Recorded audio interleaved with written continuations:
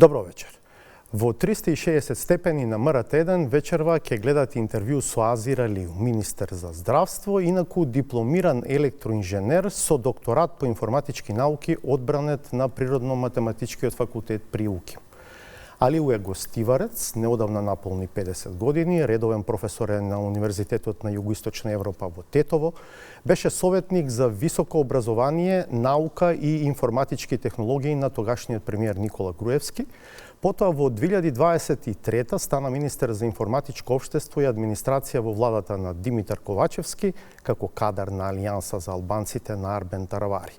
Откако Таравари во мај 2025 реши да ја напушти владата на Христијан Мицкоски, Азир Алиу беше еден од оние што не се согласија со таа негова одлука, остана со мнозинството и во јуни 2025 беше избран за министер за здравство.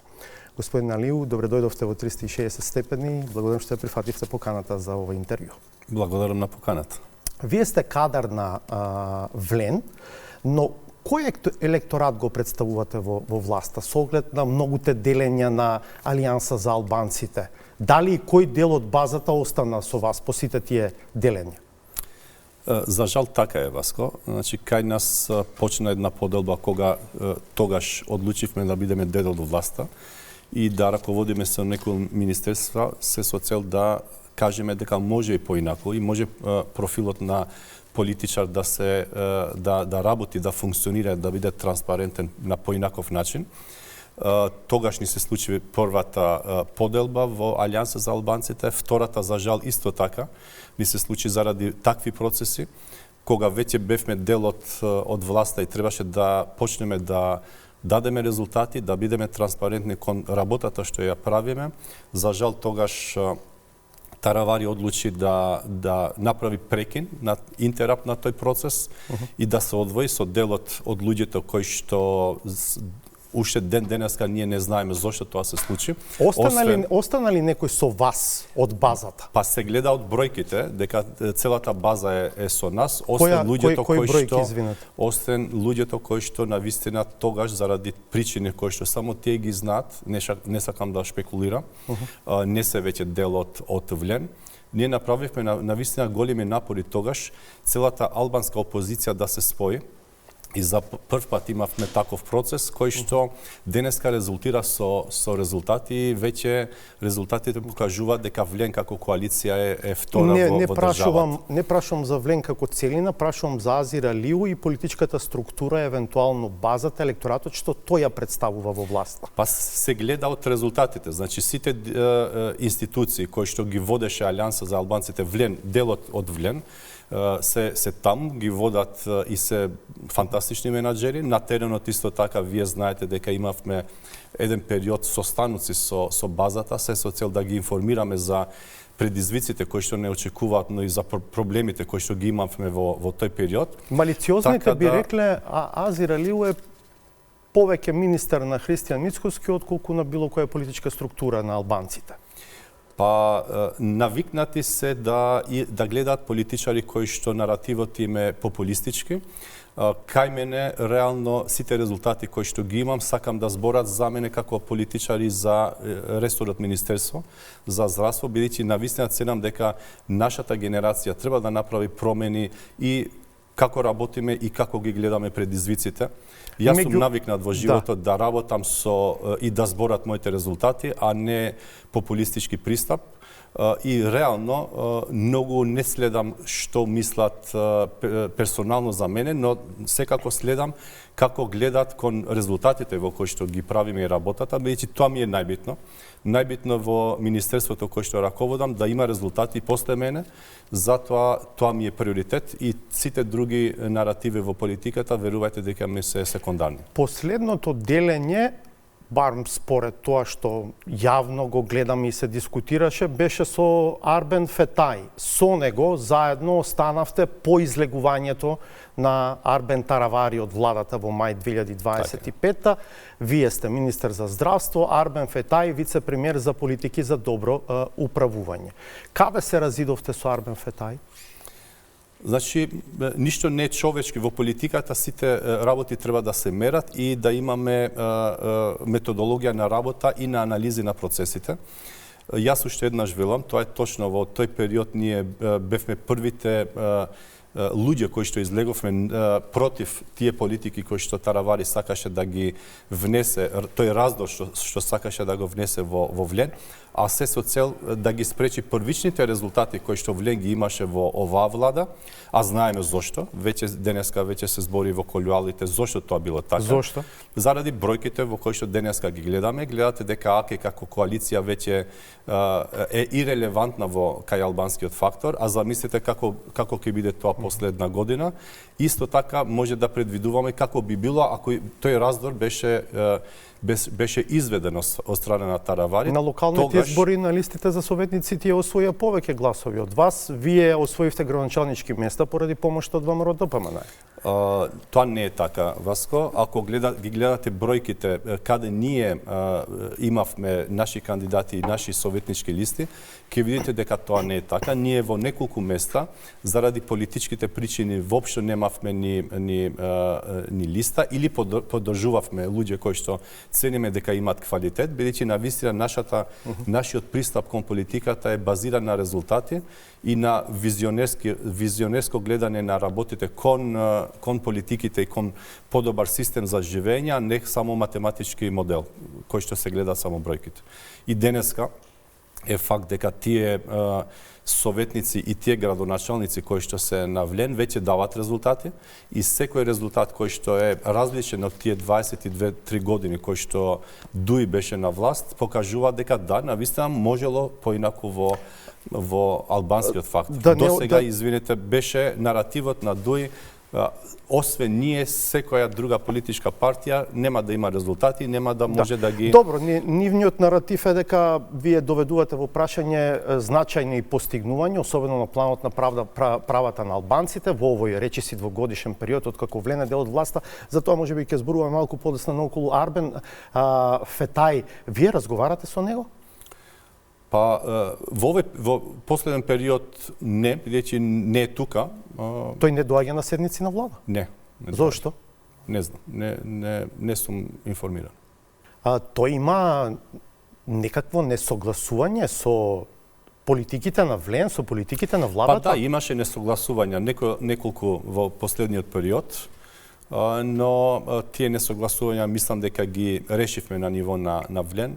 Знаете, во политиката секој треба да внесе енергија, знаење и промени како што мисли дека може подобро. Во моментот кога не се чувствуваме дел од една група, легитимно е да не бидеме. Тоа значи дека Арбен Фетај треба да очекуваме дека ќе биде заменет со нов кадар при идната реконструкција на владата? Во моментот, знаете, работиме ние како Влен во дефинирање на органограмот на Влен како сега веќе како политичка партија и се уште не сме стигнати до нивото на анализа на перформансите на директорите, замениците, министрите и перформансите во владата во целина за секоја политичка партија дел од Влен. Господин Алију, ако некој не доаѓа на работа, нема објективна причина за тоа, логично е дека веројатно треба да замине од тоа место, така? Дозволете комисијата да не е здравствен проблем, сите, колку што разбирам, не е нешто така, не е таква причина. Не, воопшто не е здравствен проблем. Добро, ја спомнавте скорешната промоција на Влен во единствен политички субјект. Ме интересира, вие лично ќе имате некаква позиција таму? Значи, јас во моментот имаме работна група, 5 луѓе сме кои што работиме на статут на политичката партија Влен, на органограмот на предизвиците кои што ќе ги имаме во иднина. Се уште еднаш велам, се уште не се дефинирани кој на која позиција, освен првите двајца луѓе кои што ќе го раководат Влен како политичка партија, тие се двајца председатели или копредседатели на политичката партија. Органограмот ќе биде следен, ќе има двајца заменици на председатели и секретар. Сега во моментот работиме на органограмот на секретаријати внатре во политичката партија Влен, која што ќе ги дефинираме врз основа на анализите што ги правиме на терен, верувајте дека навистина длабоко работиме заради две причини. Првата причина е бидејќи ваков модел на политички партии е несвојствен за балканските земји. Знаете, структурата на партијата веќе не е својствена заради тоа што нема да има еден председател на партија, туку ќе бидат двајца. Органограмот внатре ќе функционира ли тоа? Бидејќи вие практично 4-5 политички структури треба да ги споите во една, веќе не треба да одат во различни партиски седишта, треба да одат на едно место да се собираат. Еве околу лидерството ќе бидат Изет Меджити и Билел Касами ко-лидери практично на политичката партија Влен. Мислите дека тоа реално ќе функционира? Васко се докажа дека Влен како коалиција, уште подисперзирана од тоа што ние сега правиме политичка партија Влен, која што стрикно дефинираме органограм и позиција, значи опис на работно место за секоја позиција внатре во политичката партија и опис на функционалности. Така да, ако веќе функционираме и даваме резултати како коалиција Влен со толку дисперзирани, вие сами рековте дека ние секоја политичка партија имаме наши седишта, имаме наше членство, но од другата страна во овој период знаете дека дел од тие структури ние ги споивме и тоа функционираше. Например, една од структурите кои што функционира е структурата на организацијата на односи со јавноста, која што таму имаме 4 луѓе од секоја политичка партија и тоа ни беше првиот тест како тоа би функционирало како споени капацитети и различни пристапи до сега што ги имавме во... Рековме Изет Меджити и Билел Касами ко-лидери, вашата структура, таа што остана од Алијанса, вие што ќе имате? Заменик... Заедно со кого? Значи, имаме 5... Структурата Влен се организира во моментот од 5 политички партии. Значи, сите ќе имат по еден представник внатре. Ние ќе имаме заменик председател на Влен. Исто така Бекин Ќоку ќе биде заменик председател, значи двајца, после ќе имаме секретар, кој што ќе биде од страна на Алтернатива. И после ќе имаме структура организирана кој што ќе ги предводат различни луѓе од различни профили, но следиме и сме многу предпазливи за сите 5 институции во моментот да имаат по 20% во секој дел од раководството на политичката партија. А кој ќе биде од вашата структура заменик председател? Од кај нас знаете дека Мимоза ни е една од пратеничките која што од самиот почеток почнавме таа дилема и тој пристап против таравари за раздор на Влен, така да ќе се представи ќе представи структурата на Алијанса за албанците. Алтернатива која што во моментот го има председателското место во собранието и позицијата прв вице-премиер и министер за европски прашања, задоволна е од тоа што ќе има секретар во Влен? Па веќе ова е договорено, изгласено, така да. Таа е структурата која што ќе ја има таа политичка партија. Разбрав дека промоцијата на политичката партија Влен е предвидена за на 9 мај, денот на Европа. Да. Нели е иронично, со оглед на тоа што државата ни е заглавена на европскиот пат, а вие сте дел од власта? Значи, две се причините зошто одбравме 9 мај да биде ден на првиот конгрес на најновата политичка партија во Македонија Влен. Прво, заради таа структура.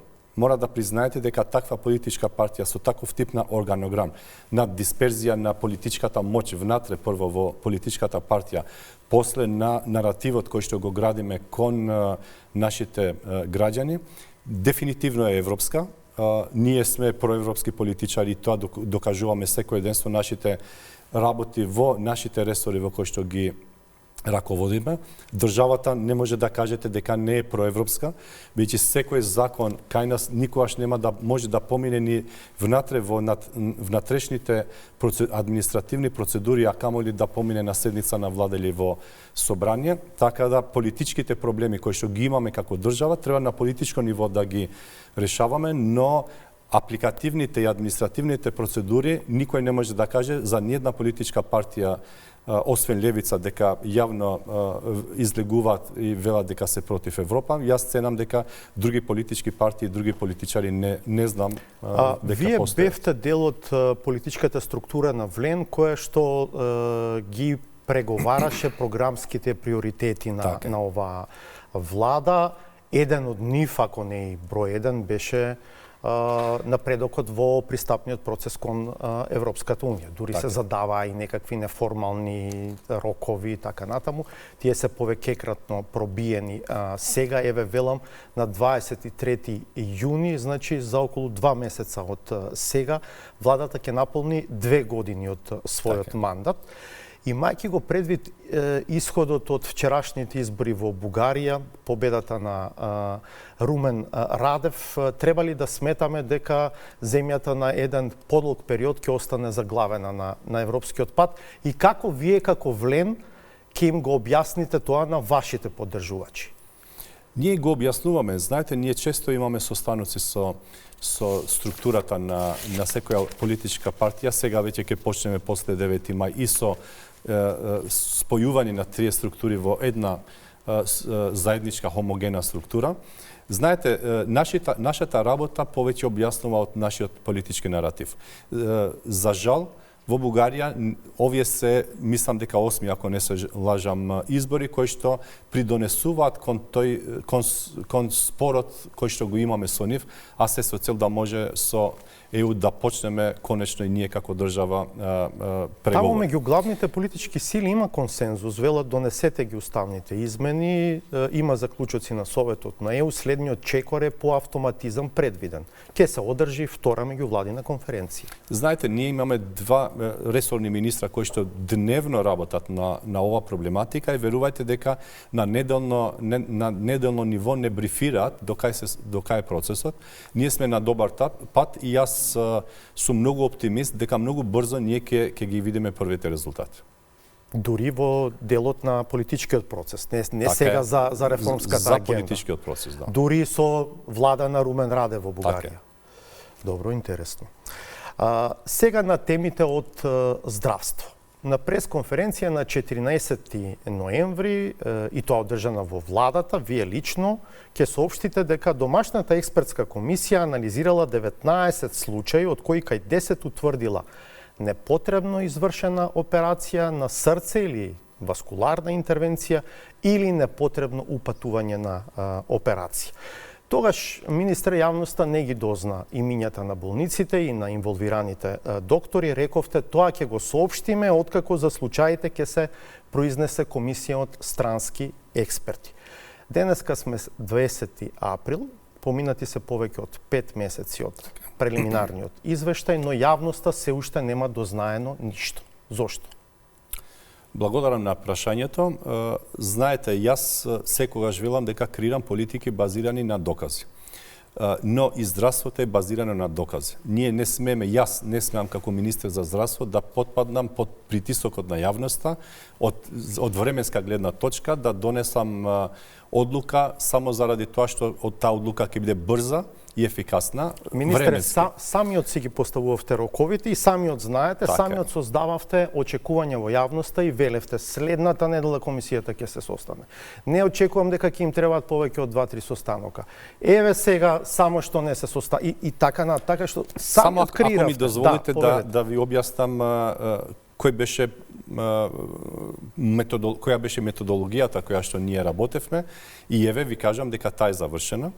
Значи, јас тогаш, освен внатрешна комисија, имајќи во предвид сензибилноста на целиот процес кој што го имаше во тој период, реков ќе направиме уште една комисија која ќе биде составена од 3 надворешни експерти, се со цел да може тие наоди кои што веќе внатрешната комисија ги имаше во тој период и имавме пресконференција заедно со нив, ќе ги разгледат уште еднаш и ќе имаме уште еден извештај од тотално надворешни експерти кои што немат, ама буквално ниедна допирна точка со И нашиот се здравствен сеќаваме систем. дека имаше реакции на првичниот состав на комисијата. Сашко Кедев, кој што го обелодени случајот, си поднесе оставка како член на вашиот совет, не е тоа комисијата која што ги разгледува случаите, да направиме разлика, но на некој начин сакаше да алармира дека зад сцената како да се случува нешто, како засегнатите приватни болници да влијаат и да сакаат да го забошотат овој случај. Значи, ни тогаш, ни сега, ни во иднина, мојот карактер не дозволува притисоци од ниедна страна.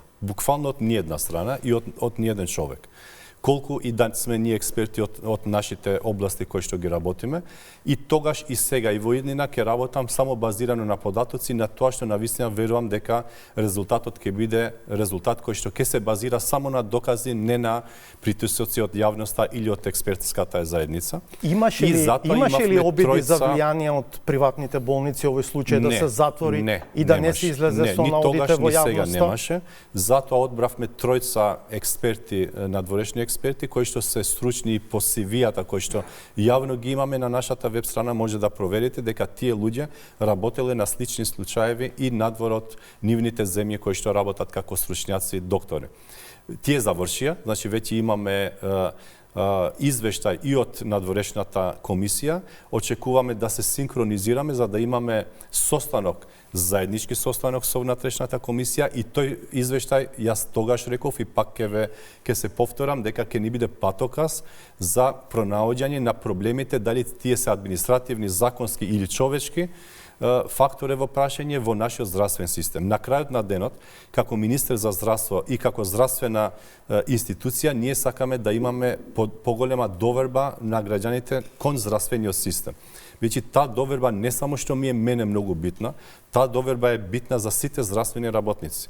Вие, ако немате доверба кон луѓето кои што им пружите здравствена услуга, верувајте дека и работата се оттежнува во тој здравствен процес. Да, станува збор за операции кои што се плаќаат од Државниот фонд за здравствено осигурување, значи со пари на граѓаните, да, точно за корисници на услугите на Фондот за здравствено осигурување, но станува збор за сума од околу 20 милиони евра на годишно ниво за две приватни болници за операции на срце и за васкуларни интервенции. Велите, Странската комисија заврши работата. Дали може пред јавноста да кажете дали нивниот извештај е на линијата на наодите на домашната комисија?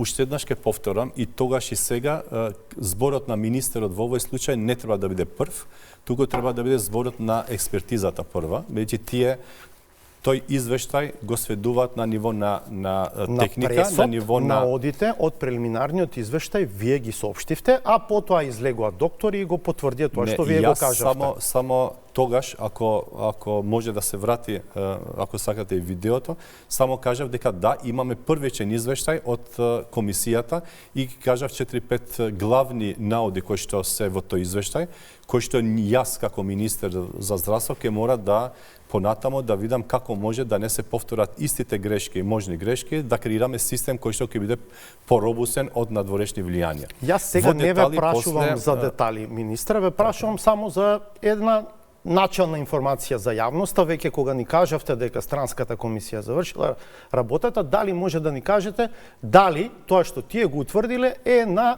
иста или слична линија со тоа што го утврдија нашите домашни експерти. Васко, и вие во почеток рековте, јас сум инженер. Јас сакам да пазам на тие чекори кои што веќе ги дефинираме. Значи, тие чекори кои што се дефинирани, фалат уште два за да излеземе во јавноста со пресконференција. Кои се тие?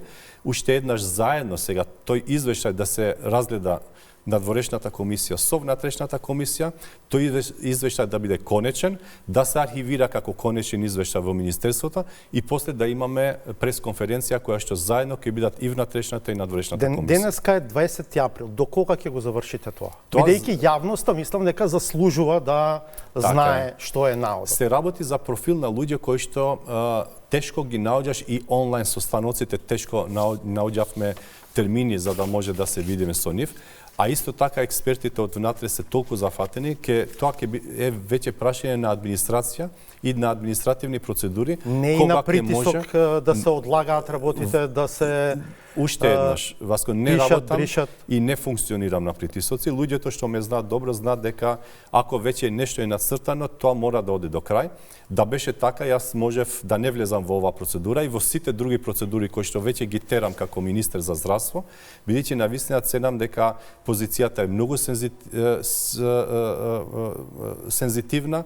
Министерството и ресорот здравство дефинитивно барат резултати и на време и резултатите да бидат системски и јас не можам да функционирам со притисоци, тоа не го правам. Да се разбереме, овие две болници вршат важна работа и тоа никој не треба да го доведе во прашање. Но од друга страна, ако имало случај, а имаше првичен навод дека имало такво нешто, дека дел од операциите се направени, а не морало да бидат направени, тогаш тоа не може да помине незабележено, несанкционирано, некоригирано за во иднина. Васко, ние не оставаме да бидат незабележани. Затоа бевме толку транспарентни од првиот ден. Вие како новинари од првиот ден знаевте која е работната група, со нивни имиња и презимиња на веб страната на Министерството. Вие знаевте CV-ја, јас барав лично да бидат на веб страна од надворешните експерти. Моето барање тогаш беше ниеден од нив да нема допирна точка со здравствениот систем во нашата држава, се со цел да не отвориме процедури од типот тој се знае со приватен или со државна институција. На крајот на денот, дали е државна, дали е приватна здравствена институција, мора да сноси одговорност. Ги гледам буџетите за тековната година и за двете приватни болници. Тие не се разликуваат од буџетите од претходната година. Требаше ли да имате попредпазлив, поинаков однос кон тоа прашање додека не излезе финалниот извештај? Не, бидејќи финалниот извештај мора да биде извештај, конечен извештај од страна на двете комисии. Дефинитивно здравствениот систем кај нас е многу побитен од сите административни процедури и процесите кои што... Ама не е ова административна процедура, министре. Сепак е прашање на тоа дали некому му бил сечен градниот кош и бил опериран на срце, не морал. Таа е административна со клинички протоколи дефинирани. Значи, на крајот на денот се анализира целиот портфолио на секој пациент и од административна гледна точка и од клиничка гледна точка. Дали тие протоколи дефинирани во нашиот здравствен систем се по тие протоколи работено или не. На крајот на денот, вие креирате политики и буџет за здравствениот систем базиран на докази. Се уште, ви велам, извештајот не е конечен, бидејќи е направен од страна на експертите, заедно со внатрешната комисија ќе мора ние да носиме конечен извештај и тој конечен извештај и ќе биде јавно, ќе имаме пресконференција и ќе биде патоказ за креирање на политики кои што навистина ќе бидат поробусни. Еден од веќе креираните, дефинирани протоколи од оваа ситуација е тој hard team кој што ние веќе ја најавивме. Јас на пресконференција реков дека ќе постои национален hard team кој што ќе одлучува за ситуации кои што клинички не се доволно дефинирани, дали треба или не треба. не функционира. Ама не, затоа чекаме крајниот извештај. Тоа ќе биде еден од протоколите кои што ќе биде дополнително креиран, но нема да може да функционира заедно. Јасно ветивте дека во иднина ќе се обидете да го објективизирате процесот на одлука за тоа дали некој треба да биде опериран или не. Така, и уште велиме така, но тоа не е само еден од пиларите кои што го работиме, тој е цел екосистем. Вие ако креирате само hard team без дополнителна административна и стручна поддршка, вие не правите ништо. И уште еднаш велам, во здравството многу време поминува, министре. Нам не е битно квалитетот, Васко, не ни е битно времето. Ама во меѓувреме ако се случуваат истите работи? Во меѓувреме имаме наши внатрешни процедури кои што ги следиме.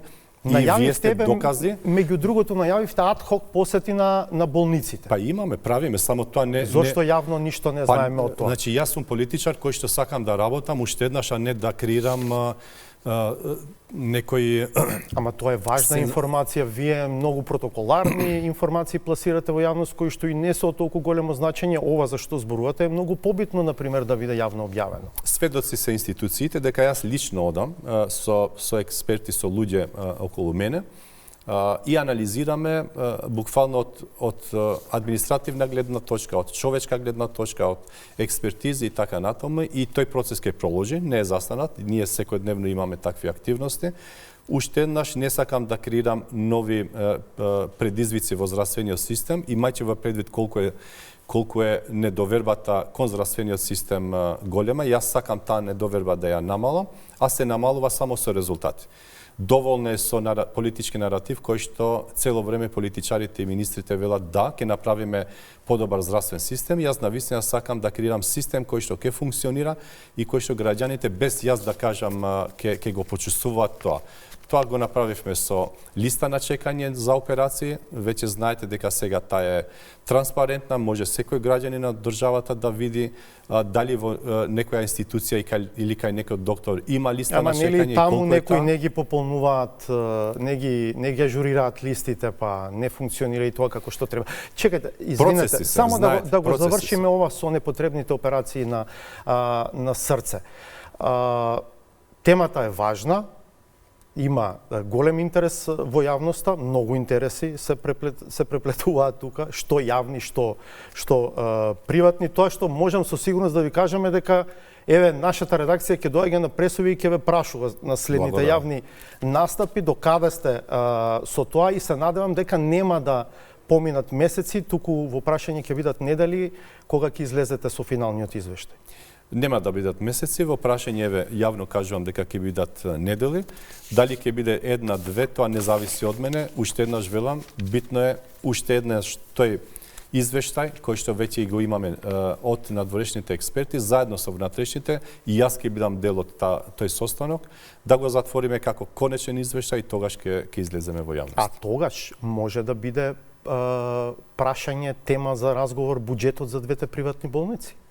Значи, не буџетот на приватните болници. Вие знаете дека на уште една пресконференција во 2025 година, јас реков дека финансирањето во здравствениот систем не е прецизно дефинирана, и јас навистина работиме. Тој ќе биде процес кој што ќе одземе многу повеќе време отколку месец, два или година, две, бидејќи целата структура на организацијска структура на финансискиот буџет на здравството мора да го следи здравствениот сервис.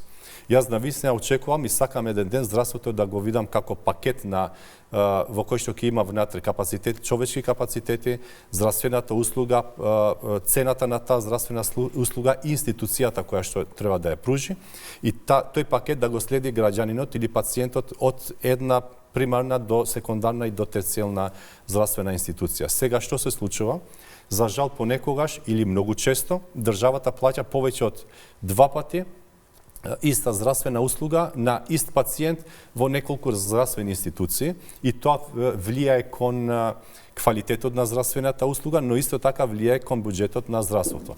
Ако гледате буџетот во здравството не е мал, но на крајот на денот навистина има простор за подобрување на здравствените услуги. На ЕНЕР на консултации е објавен нацрт закон за изменување и дополнување на законот за евиденциите од областа на здравството. Повеќе закони имате на консултации. Во тој контекст, првото прашање би било како е можно, министре, доктор од јавно здравство, да земе месечна плата од 700.000 денари и тоа да биде во рамките на правилата и законите? Имаме неколку закони ние кои што веќе некои се во текст се работат, други се веќе завршени како драфт текстови, веќе се наене за консултации со јавноста. Морам да кажам дека сите закони или измени на закони ги правиме заедно со сите стейкхолдери поврзани со индиректно или директно со работата и процесите на тој закон. Тој закон е поврзан повеќе за дигитализација на здравствениот систем, бидејќи навистина, јас сум сигурен и докажено е во светот дека само преку дигитализација вие може да имате информации во реално време, тие информации да се прецизни и да се абстрахира субјективниот момент на докторите. Ќе го зборуваме ова. Ова информација за овој здравствен работник, веќе не знам, доктор претпоставуваме во прашање, дека земал толкава плата за еден месец, зборуваме, прв ја соопшти премиерот од собраниска говорница, тогаш меѓу другото рече, има и такви здравствени работници кои што успеале да работат 31 ден во месец кога има 30, веројатно нели намерно до апсурд ги доведуваше работите, и ни помалку ни повеќе, туку 24 часа, 31 ден, 24 часа, без одмор, без пауза, цело време посветени на работа. Сега, може ли да ни објасните како воопшто се доаѓа до таква плата? И тоа во јавното здравство. Васко, значи вака, ние проблемите сакаме да се соочиме со нив, да ги анализираме добро и да креираме решења на тие проблеми. Знаете дека во моменталната инфраструктура во здравствениот систем и сите закони кои што се во сила, се нуди можноста секој доктор да работи плюс 20% дополнителна работа. Фактички, кумулативно, ако гледате, 120% е можно со закон секој вработен во здравствениот сектор да може да работи. За жал, резултатите покажуваат дека тоа не е така и ние имаме здравствени работници кои што работат надвор од тој број на процентуален и изразен 120% на работна позиција која што ја имаат, и тие веќе се информирани и директорите институциите кои што ние ги анализиравме и им дадовме извештај. Работиме, вие сами рековте, на измени на закона, се со цел да може да се допрецизираат тие постапки кои што за жал не се доволно прецизирани сега и нудат таква можност да злоупотреба на здравствените работници кои што за жал работат и повеќе од тие 20%. Ние имаме случај кој што имаме здравствен работник кој што има 56% надвор од дополнителна дејност, значи надвор од тие 100%. Тоа и за на крајот на публиката денот, да објасниме, тоа е во тој некаков паралелен список, во втора смена, како велат, да може евентуално да добиете операција и да платите за тоа, нели? А во јавното здравство? Тоа се докажа и во неколку земји го има тоа како позитивен пример, но треба доволно јасно да биде прецизиран и да не може да се злоупотреби. И тоа веќе наоѓаме решение. Решението пак е платформа, дигитална платформа која што ќе ги следи сите активности поврзани со здравствениот проблем на пациентот, но и сите активности поврзани со здравствената услуга која што ја нуди докторот. А министре, зошто ќе зборувам, зошто не ни го кажете со име и презиме тој човек и таа клиника? Јавни пари се во прашање. Ние не прашуваме за приватна фирма. Токму заради тоа што се јавни пари, заради тоа што здравството бара навистина услуги кои што ги нудат здравствените работници, ние не сакаме со ваков тип на политики да направиме сензации. Тоа беше мојот одговор и во првото прашање за кардиологија и кардиохирургија, и во овој случај е истото. Ние сакаме да најдеме решение на моменталната состојба, која што мора да признам дека во здравството има моменти каде што е хаотична, мора да најдеме решение тие хаотични моменти да ги решаваме и да не биде министерот тој што ќе решава, ќе менаџира со хаосот, туку тој што ќе креира системи, ќе менаџира со доволно јасни системски решенија. И дали овие измени и дополнувања на законот за евиденциите во областа на здравството треба да ги донесат овие решенија? Дефинитивно да, и ние веруваме дека единствен начин е тоа, и тоа се докажува не само кај нас, тие веќе имаме, ние ништо не правиме, Васко, надвор од европските стандарди во здравствените системи. Само одете не подалеку од Словенија, ќе видите дека здравствениот систем се базиран на податоци во реално време. Реално, министрите за здравство треба да имат дашборд пред нив во својата канцеларија и дневно да ги видат сите процеси во здравствениот систем. Дали приватните болници ќе бидат дел од овој систем? Да, бидејќи доктори од јавно можат да одат да работат и во приватните болници. Не само тоа. Јас на пресконференција имав за тоа. Две работи се зошто досега овој систем е нефункционален. Бидејќи здравствените приватни институции во државата имат посебни системи за ракување со административните и клиничките процедури кај нив. Ние како јавни здравствени институции и политики и Министерството за здравство, реално, освен бројките на крајот на годината статистички, ние немаме никаков увид и во текот на лекување на нашите граѓани, но исто така и пристапот кон лекување. Затоа јас тогаш барав сите здравствени институции да мора да се поврзуваат со електронскиот систем на јавниот систем со е-здравство, за да може да агрегираме податоци во реално време. За жал и тогаш испадна законска пречка во еден од членовите на законот, каде што не беше доволно јасно дефинирано дека приватните здравствени институции треба да се поврзуваат со е-здравство. Го менуваме веќе и тој член и после новиот закон кој што веќе е во процедура Законот за здравствена заштита, ќе бидат обврзани сите приватно здравствени институции да мора во реално време од системот да им биде отворен и преку АПИ ние да ги агрегираме нивните податоци. Тоа ќе придонесува кон транспарентност на работата на приватните институции, но исто така ќе ни даде можност нашите вработени во јавните здравствени институции да видиме колку часа трошат во приватните институции надвор од склопот на јавното здравство. Тоа исто така многу ни е битно, бидејќи ние сакаме да креираме здравствена институција која што ќе има доволен број на здравствени работници. Во една пригода ќе речете имаме ситуација каде што има доктори што прегледуваат само еден пациент неделно, а имаме доктори што прегледуваат 100 пациенти неделно. И тоа е едниот точно. и другиот се отстапки и не е во ред. И тоа е точно. И едниот и другиот се отстапки, затоа мора да креираме систем кој што товарот на здравствениот систем нема да го имат еден дел од здравствените работници, а другиот дел на здравствени работници да има други привилегии. Затоа креираме здравствен систем кој што нема да има можност ни министерот, ни вработените во здравството, ни вработените во клиниките да не кажам да ги скријат, туку да не бидат транспарентни нашите обврски кон институцијата. На вашата најава дека сакате да воведете контрола на работното време или како се вели тоа, регистрација на работното време на вработените во јавното здравство со фингерпринт, дојдоа лавина реакции, дел од нив дека почнувате да ги решавате проблемите од покривот, не од темелите, дека работното време на докторите сепак, да, можеби во часови е законски определено, но треба да биде флексибилно и така натаму. Ќе обстоите ли на таа ваша најава?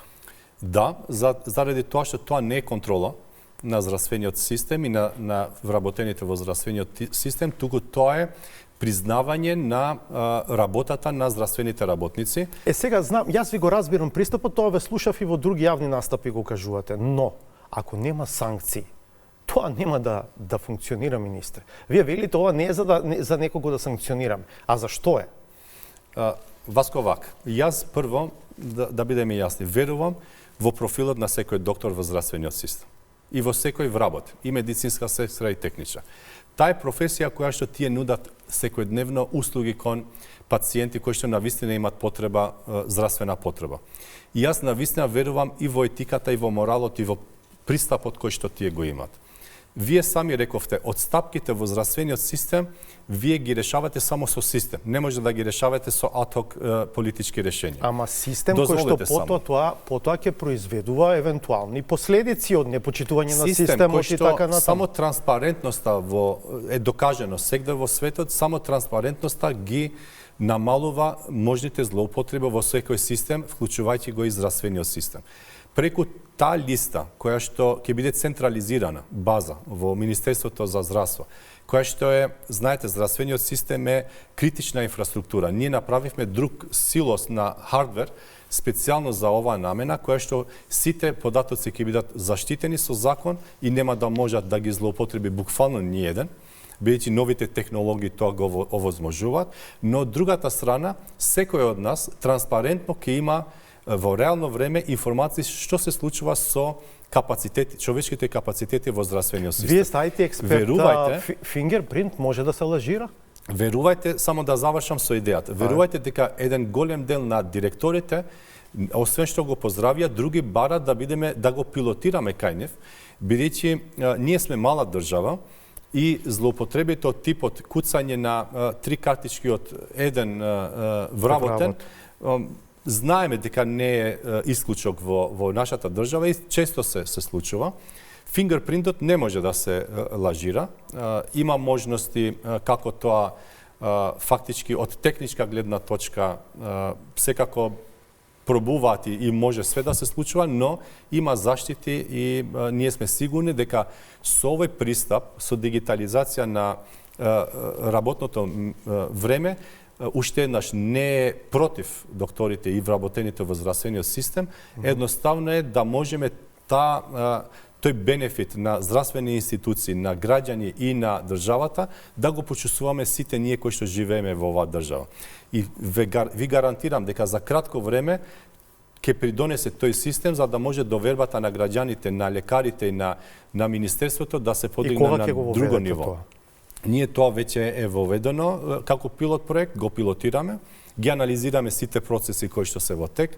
Уште еднаш велам, ние не сакаме да брзаме, тоа веќе го пилотираме неколку недели, ние можевме да излеземе со решението, ние готово да кажеме, но навистина сакаме тој процес да биде да оди чекор по чекор се до моментот на воспоставување во здравствениот систем. Ке почнеме од, знаете, ние имаме 3 нивоа на здравствениот систем, примарно, секундарно и терцијално.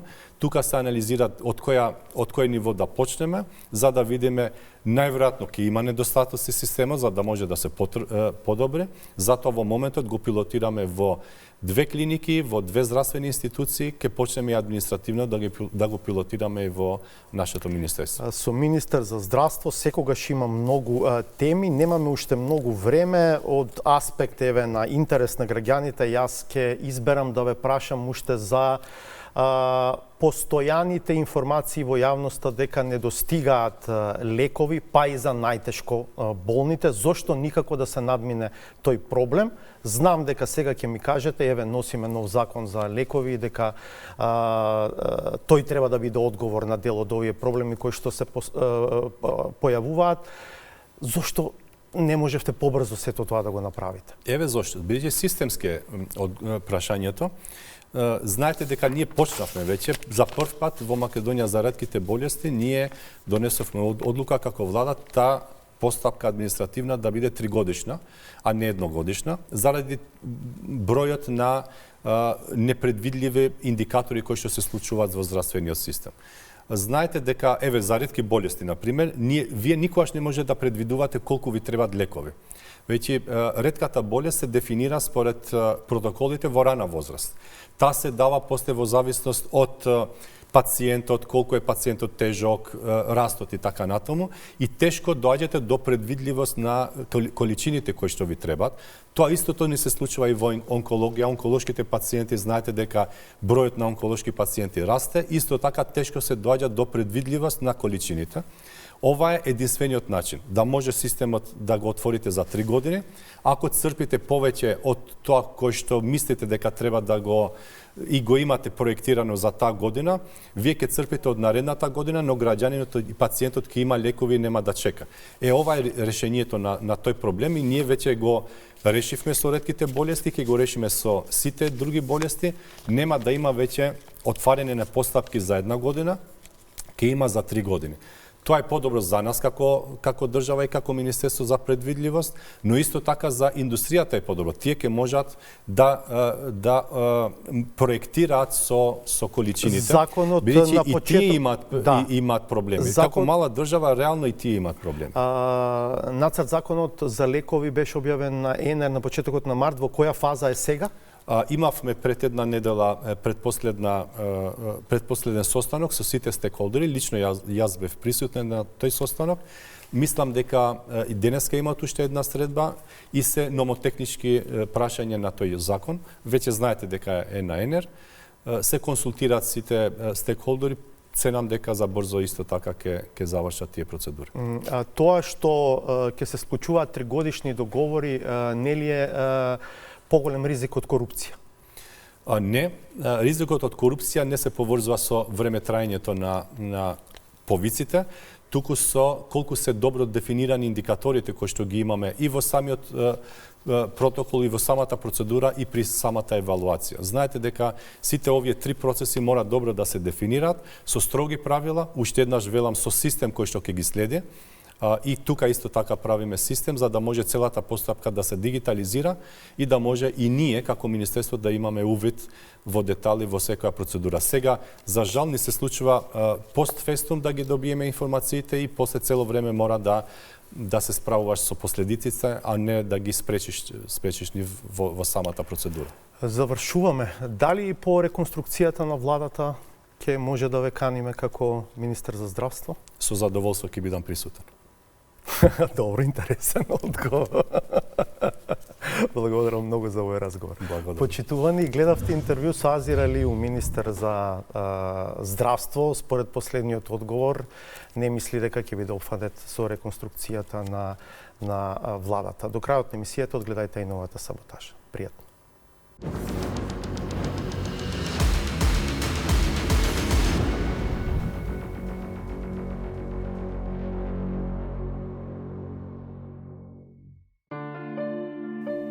Македонскиот народ има сериозна потреба неговиот идентитет да биде препознаен и легитимиран и голема желба да си го слушне името на државата во неговата оригинална форма. Па дури и тогаш, кога тоа не го чул, туку само се проширил муавет, подготвен е веднаш во свој стил од папокот на светот, преку диафрагмата, да се заблагодари на поддршката. Норд Македонија.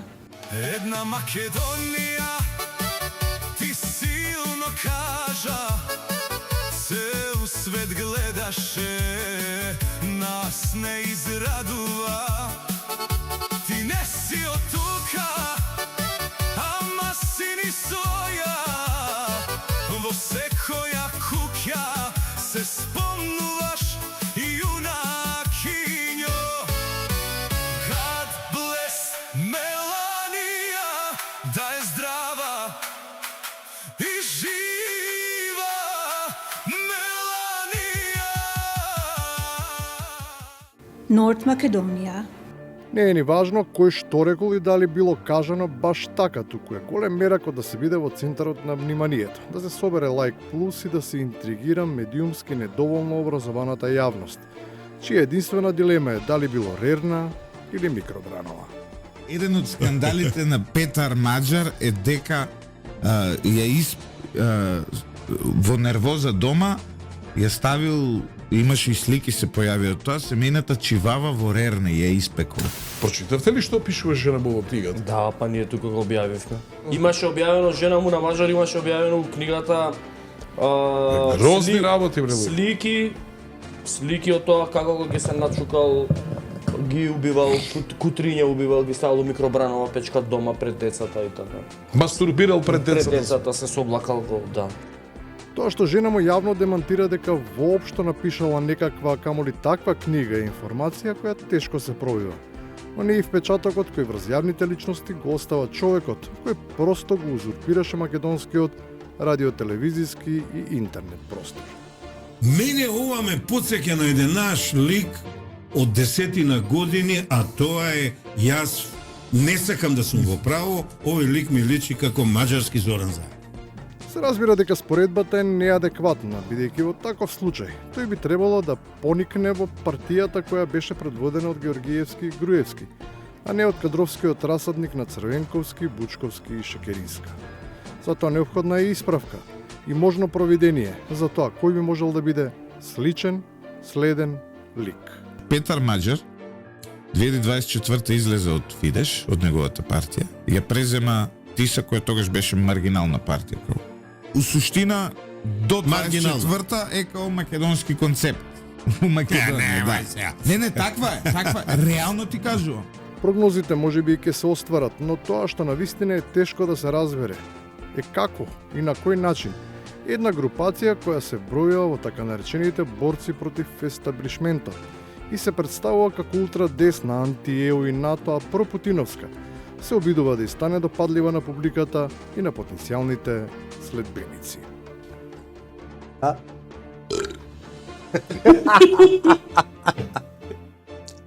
Ви се одзимаат, Пак регистрирај прекршок, типа. ви се одзимаат уште 16 кредит. И ти кажеш нешто.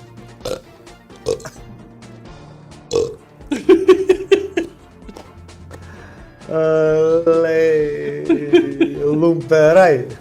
И на крајот, тоа личи на се, само не на божемен и интелектуален лумперај. Па затоа е време да се вратиме во нормалниот свет. North Macedonia. God bless Macedonia.